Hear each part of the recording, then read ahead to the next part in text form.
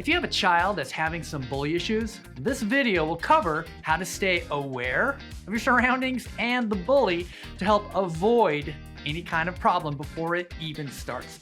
Because avoidance is always the main goal. So watch this video and teach it to your champ, or watch it together and kick off a conversation with your champ to talk about how they can use this in their own unique and special situation. So let's do this. Kevin Daniels here with Bully Defense 101 and the mental, verbal, physical system. I help parents and their kids learn the best ways to deal with bullying mentally, verbally, and physically. And today we're talking about how to use awareness to avoid any kind of bully problem, because avoidance is our #1 goal. It's an important part of the mental game portion of your bully defense blueprint. And it's also part of your physical game because staying away from the bully physically is good for our health, right? And it also touches on the third vital part of our defense, the verbal game. All three parts to a complete bully defense blueprint: mental game, verbal game, and physical game. And this technique is situational awareness. Situational awareness means knowing what's going on all around you, 360 degrees, what's happening around you. It's knowing where your friends are. It's knowing where the bullies are, where your allies are, the security guard, escape routes, right? It's about knowing what's going on around you now. It's also being able to predict what's going to happen in the near future.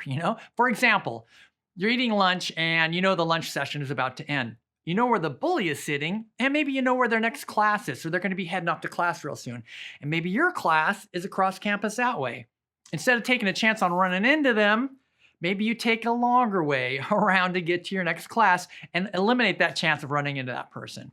So it's knowing what's happening now, it's knowing what's happening next. It's also listening to your gut. It's listening to your spidey sense. If your spidey sense is tingling, there's a reason for it. So pay attention to your gut, right? Most people operate under a standard social contract, right? I get 3 feet of space around me and you get 3 feet of space around you. But the bullies sometimes break these social rules, right? They stand a little too close. They stare a little too long, right? So if your spidey sense is tingling, there's probably a reason for it and you need to pay closer attention. It's using all of your senses, right? It's staying alert to what's going on around you.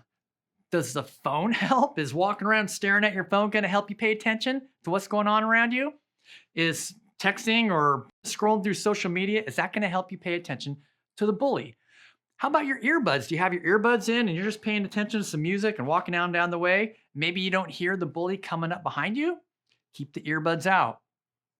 And I have an example of this, and it's a story. It's a tragic story. I saw it in the news not too long ago. It happened on a crowded city bus. Apparently, some guy got on, sat down in a seat, pulled a gun out of his jacket, and pointed it at a guy across the aisle from him. This guy put the gun back in his jacket, and security cameras showed that he pulled the gun out a few more times, very obviously, and even scratched his nose with the hand that the gun was in. Put the gun back in his jacket, but unfortunately, later, when someone was getting off the bus, this guy got up and shot that person dead. On a crowded city bus, no one had enough awareness to see a guy literally waving a gun around in the air. No one was paying attention. Everyone's eyes were down, looking at their phones, scrolling through social media, maybe their earbuds in, they were listening to music with their hoodies pulled down. You have to be paying attention. You have to have your eyes up. If one person, just one person, had noticed a gun being waved around in the air, they could have called 911. Alerted the bus driver, notified the passengers around them, and maybe stopped this tragic murder from happening. There's a common posture I see with kids that get bullied. Typically, the kind of kids that end up getting bullied by kids have a typical posture. And I was that kid too. I walked around with this posture. I call it a sheep posture, right? How does a sheep look? Their head's down, their eyes are down to the ground, their face is down in the dirt, their shoulders is slumped, they're kind of turned sideways, like they're not facing life head on. You have your face down in the dirt, and you're not even going to see the mountain lion coming. You're not going to see the bully coming. It's being ready to respond verbally, as in yelling, call 911, or hey, I need some help over here. Like I said, if just one person had alerted the bus driver, the police, right, might have ended that story in a different way. It's also being ready to just respond with verbal confidence to help diffuse the bully, calm the situation down, and shut it down for good. Hey, I don't want you to be paranoid. Not everyone is out to get you. Unfortunately, there's just a few dudes or dudettes that cause some problems for everyone. And I just want you to be paying attention to them.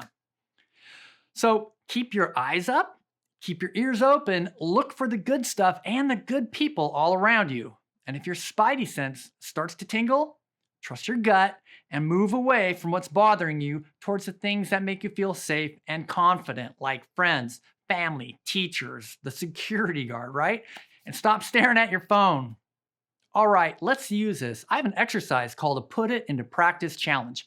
Today, just notice where you are looking. If you're looking down, if you notice that you're staring at the ground, use that as a mental trigger to like, oh yeah, I got to bring my eyes up. I need to look in landscape view. I need to pay attention to what's going on around me. Or if you notice that you're staring at your phone, use that as a mental trigger. Oh yeah, maybe I can take care of this later and I'll pay attention to what's going on around me now. If a unicorn walked by 10 feet away from you, would you see it? That's the question. And if you are actually looking around, you have your head up, your eyes up normally, start to notice more, Notice who is around you, who looks normal and who looks nice and maybe helpful if you need some assistance, and who maybe looks a little sketchy and maybe needs to be avoided. Again, I don't want you paranoid. I just want you to be able to avoid those dudes or dudettes that cause problems for everybody. All right, before we end, I want to thank you. I want to thank you for being the kind of parent or guardian or loving caregiver that's there for your champ, that's out researching and looking for ideas and options and tools to take to your champ to help them walk safer.